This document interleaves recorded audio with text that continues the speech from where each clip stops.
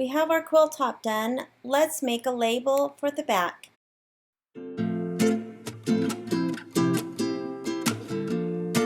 Now the very last item that I'll be stitching out is totally optional, and it is a quilt label.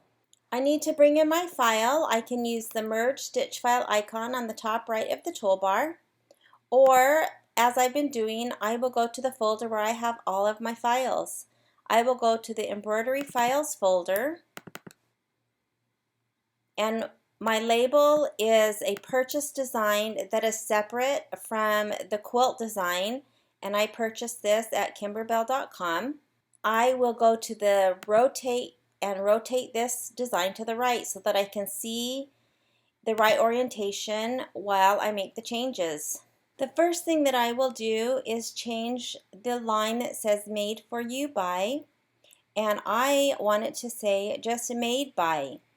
So I need to go up to the toolbar and click on the A, which is for the lettering or the text, and I will get a new text box and pick a font. On the right hand side, I will just scroll and find a font that I would like. I think I'm going to pick this Designs by Juju notepad. I will change the text.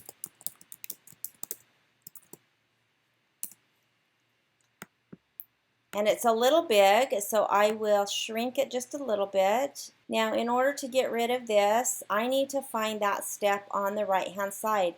If I just try to click the design, of course it chooses the entire design. So it looks like step 9 is just those words. So I will select that and hit delete on my keyboard. And then I will move this up. Now when you're deleting something out of a design, you need to make sure that it's not connected to another portion of the design. For example, if I select this step number 7, it is stitching out these little dots as well as part of this butterfly.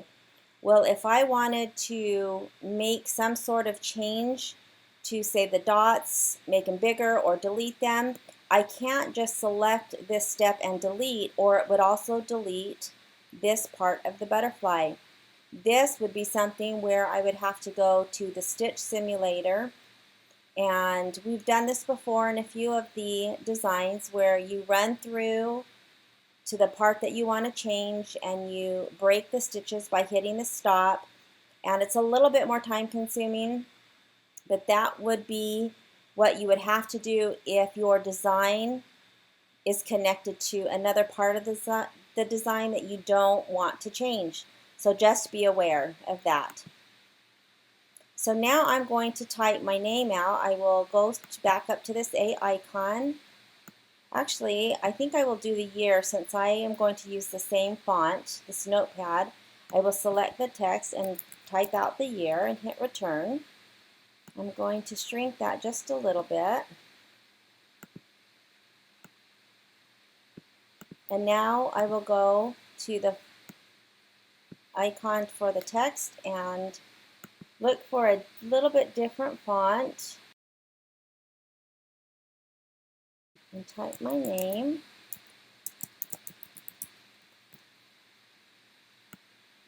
And you could do it all in the same font. It's a little bit different, not a whole lot different, but that looks good. And you'll notice I needed to shrink this down, but you can see that I can't make it any smaller. This is as small as that font will get, and that's because Embrilliance will make a font smaller or a design smaller or larger, but only to a certain degree, because it will eventually change the stitching and it might not stitch out correctly. Now that I have added the fonts and the text that I want, I'm going to select this made by, and I am going to go and change the color back to the pink so that I can remember that I do want a pink thread. Again, that's something that you don't have to do. I can just know that when this design comes up on the steps in my stitch out, I can change it to whatever color. But sometimes it does help to have the colors in. So right now, if you look on the right hand side, it is the text information. In order to change the color, right now I'm on letters. I just need to select the color tab. Then I can choose a color. I'm going to go to palettes. Remember, threads is just all the colors. If I hit palette, then these are the colors that are in my design that's on the screen, which is what I want. I'm just going to pick a pink and select OK. Now, one more change I'm going to make is these little wind swirls are kind of being hidden by my name, so I need to find those on the right hand side, and I'm going to flip them so that they are facing the other direction. Sometimes it's hard to see over here what step is what, and sometimes you just have to guess. There they are, step 5. So they are now selected. I will come up to the flip horizontal, which is the same as mirroring, and I want to mirror it so that now they are going the other direction, and I'm going to scoot them over just a little bit with the arrow key on my keyboard. I think I'm going to move this over just a little bit, and I think that looks good. Now, when this originally came in, it was rotated so that I could fit it into a 5x7 hoop, so I am going to select the design, and I need to select all of it. These 3 things that I changed and added, if I were just to rotate it, it would not rotate those 3. So I need to select all, which is I've selected the label. I will hold my shift key down and select the very last one. That will select everything. And then I will come up to the rotate left and rotate it. Now this design will fit into a 5x7 hoop. I don't have to change the hoop size here because I only have one design. So when I open my USB and bring this design to my machine, I can just change the hoop size in the machine. So I will save this by going to File, Save Stitch File As, and naming it. Put it in my Combined Files folder, and then I'll take it to my USB. For the label, because it does not have batting, I am using regular no-show mesh stabilizer and a 5x7 hoop.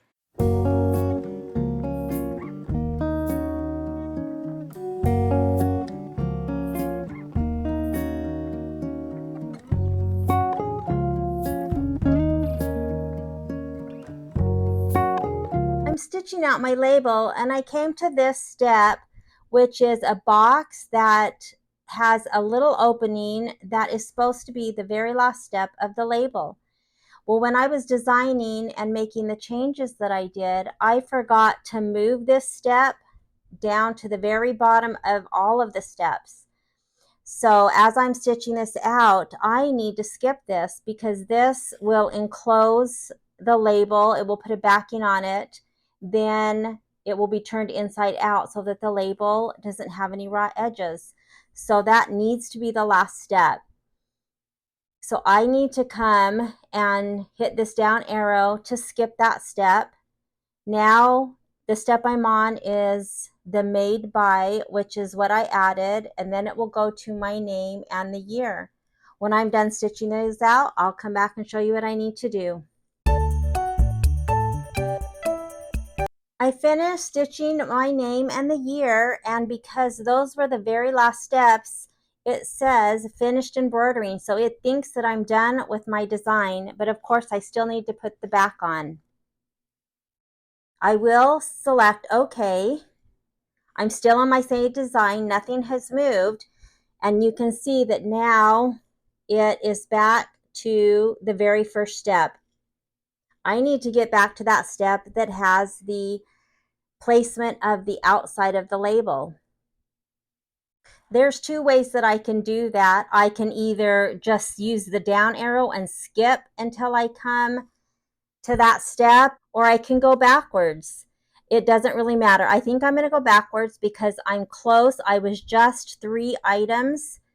If I were to use a down arrow, I need to skip through everything from the start. So it will be less to do the back arrow. So I will hit the up arrow. It will go to my very last step, which is step 14, which is my name and the year. I will hit it again. That's the made by, and one more time. And now I have the outline that I will enclose the label. I have added the backing and made sure that it completely covers. And I just used the whole piece of this cream color fabric that I have had left over from my fabric kit when I cut. And I will just cut when I'm done sewing. Let's finish this label.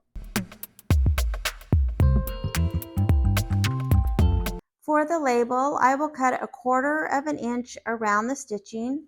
I will leave it a little bit longer by the opening so that it can be turned and folded in easily.